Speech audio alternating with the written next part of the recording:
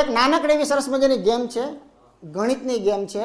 અને ઘણી વખત જુઓ તમે, ગણિત એવી મજાનો ટોપિક છે ને કે જાદુગરના ખેલ જેવો છે. એમાં જેટલા ઊંડા ઉતરતા જાઓ એમાંથી સરસ મજાનો એની અંદરથી તમને રસ જે છે ને નીકળતો જ જાય. એમ જ થાય કે હજુ ઊંડા ઉતરીએ, પણ તમને ટપ્પા પડે પછીથી, બરાબર? શરૂઆતમાં સીધા નહીં, પણ એકવાર નક્કી થયું કે સારું ગણિત કાંઈક ગમત તો છે, બરાબર? એના જેવી વાત છે.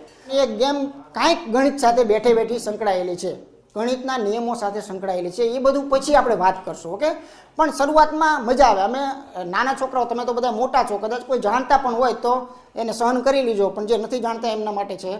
બાકી અમારે નાના છોકરા જ્યારે અમારી સામે હોય ને ત્યારે એને તો ઓરિજિનલ જાદુગરનો ખેલ જ લાગ્યા, કેમ કે આ વાત જ એવી છે એના માટે, ઓકે? ચાલો એના નિયમ જોઈ લઈએ. કોઈ પણ 4 આંકડાની સંખ્યા લખી શકાય છે, અથવા તમે પણ મને આપી શકો છો, અથવા હું જાતે પણ લખી શકું છું, બરાબર? કોઈ પણ લખી શકાય, પણ હું લખું તો કદાચ તમને એમ થાય કે સાહેબ પાકું કરીને આવ્યા હશે, ઓકે? અને બીજું કે જાદુગરનો ખેલ એવો છે, અને બહુ મોટું જાદુગર કરવાનું છે. કોઈ નાનું 2 વ્યક્તિ 3 વ્યક્તિ સામેનું નથી, આખો મોટો સમૂહ છે. અને એક બાજુ મારું એકલાનું માઇન્ડ છે, એક બાજુ તમારા બધાનું મગજ છે, બરાબર ને? તો નિયમમાં એવું છે, તમે જ આંકડો મને કહેશો, બરાબર? બાપુ એક 4 આંકડાવાળું સરસ મજાની સંખ્યા બોલો, ગમે 14 મોજ આવે નહીં બોલી નાખવાની. હવે બધા ધ્યાન રાખજો, આ ડેમો છે, ડેમો સમજો, નહીં તો તમે મને ધંધે લગાડશો છેલ્લે. હું ચોખ્ખી જ વાત કરું છું, જો હું ધંધે નહીં લાગુ, તમારી ભૂલ હશે ને તો જ થશે, બરાબર? બાકી બધું ગેમ આપણા નિયમ પ્રમાણે ચાલશે. તો કોઈ પણ એક આ 4 આંકડાની નહીં, ગમે એ લઈ શકાય, પણ સમયની મર્યાદાના લીધે મીડિયમ લો તો મજા આવે. એટલે હાવ નાની પણ નહીં, બહુ મોટી પણ સંખ્યા નહીં, માપે સંખ્યા લખેલી છે, 4 અંકની સંખ્યા લખેલી છે. બાબુ ધ્યાન રાખજો, ઓકે? કોઈ પણ સંખ્યા લખી શકો, આની માટે કોઈ નિયમો નથી. એટલે ક્લિયર વસ્તુ એક થઈ ગઈ, ગમે તે સંખ્યા ગમે એના સામેથી લખાવી શકાય છે, ઓકે? ચાલો હવે શું કરવાનું છે? હવે આ પ્રેક્ટિકલ જ્યારે તમને હું કહીશ કે ભાઈ ચાલો હવે મારી આંખો બંધ છે, તમે તમને મોજ આવે એ બધાય 4 અંકની સંખ્યા પોતાના ચોપડામાં લખો, બધાય પ્રેક્ટિકલ કરવાનો છે.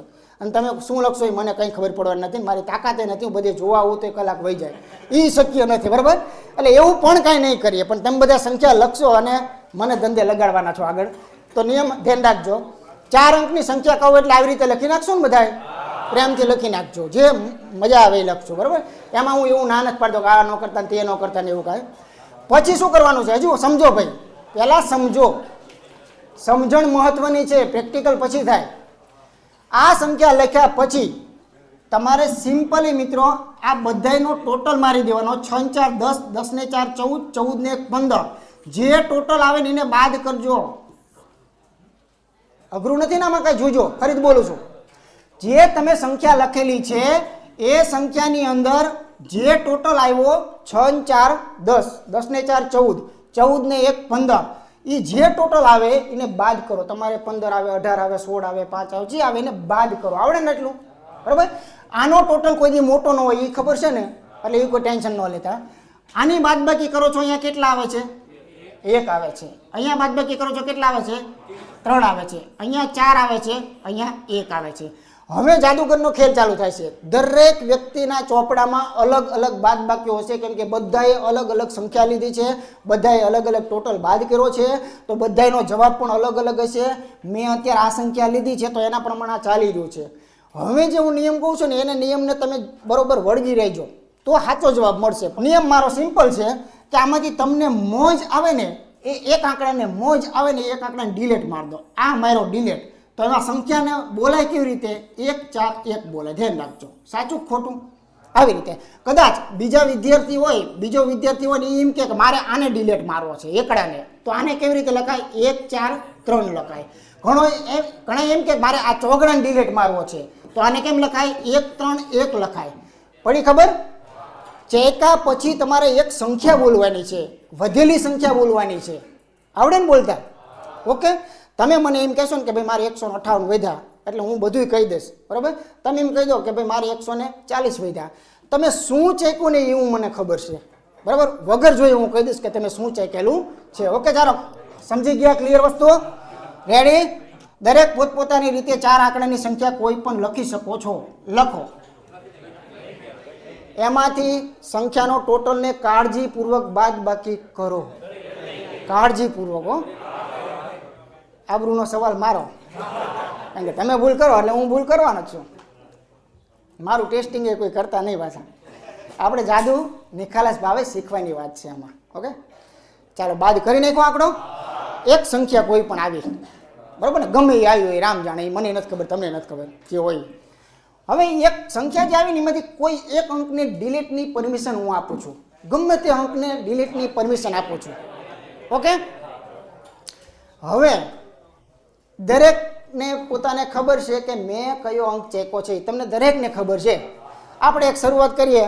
બાપુ તમારે ફક્ત એટલું જ કહેવાનું કે સંખ્યા વધી કઈ, એટલું કહો મને. 572. ભાઈ મેં તમને એમ કીધું કે તમે જે ચેકવું એટલે 3 આંકડા વધે ને લાઈનમાં, એ 3 આંકડાને સંખ્યા તરીકે બોલી નાખો. એટલે 572 બોલ્યા ને તમે, ભાઈ 572 બોલ્યા એટલે એમ બાપુને મારે 100% કહેવું પડે કે તમે શું ચેકેલું છે, ચોગડો ચેક ને ખેલો છે એમ. લ્યો બોલો, લ્યો જબર આપો. સંખ્યા બોલતા આવડે છે ને બાપુ? સંખ્યા કઈ વધી? 266. બાકી જબરા છો ભાઈ, ચોગડો ચેકેલો છે. ઓકે, હાલો બીજા આપણે લઈએ. અહીંયા લે 623. 623 આમને હવે એમને શું ચેકેલું છે હું કહી દઉં છું જરા. હા સાચું બોલજો, ખોટું ન બોલતા, મારે આબરૂનો સવાલ છે. હાથડો ચેકો છે? જો બોલો ચેકો છે. ચાલો બીજું પૂછો. 864. 1 મિનિટ લખવા દો, કાંઈ આમાં ભૂલ. 864 આ વધ્યું છે તમારી પાસે. બાકી જબરા છે, ઓ ડેન્જરમાં. 0 ચેક નાખો, 0 ચેક નાખો ને. 243. આ છે 243 છે ને? 0 ચેકો તમે, 0 ચેકેલો છે. ચાલો તો બસ.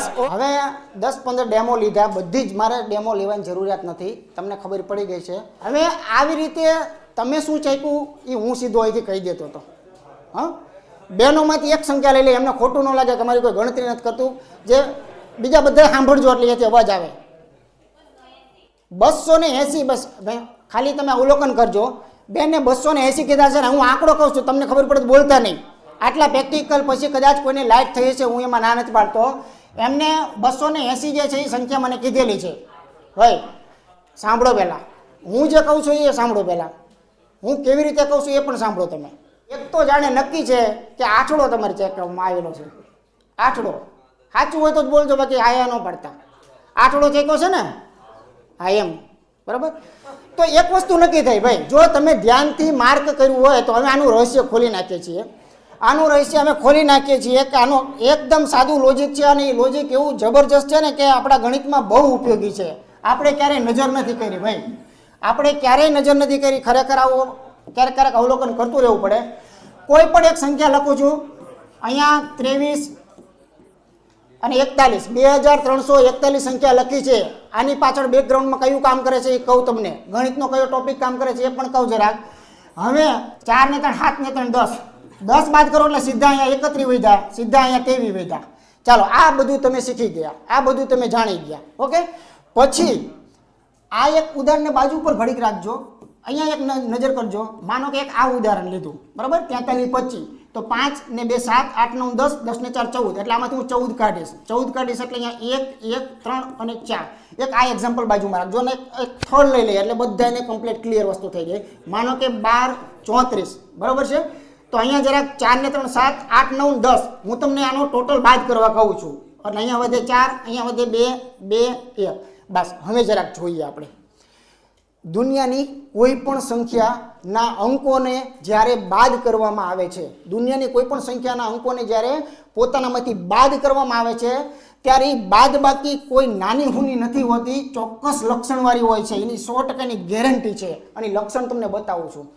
જ્યારે આ ઘટના કરો ને ત્યારે જે જવાબ મળે છે ને એ જવાબ 100% કાં તો 9 વાળો, કાં તો 100% 18 વાળો, કાં તો અહીંયા 27 વાળો, બરોબર, આવવા જ મળે છે. એના ટોટલો આવવા જ મળે છે. દાખલા તરીકે 4 5 6 7 8 9 થઈ ગયો નવડો, બરોબર. 3 ને 3 6 7 8 9 થઈ ગયો નવડો આનો કમ્પ્લીટ.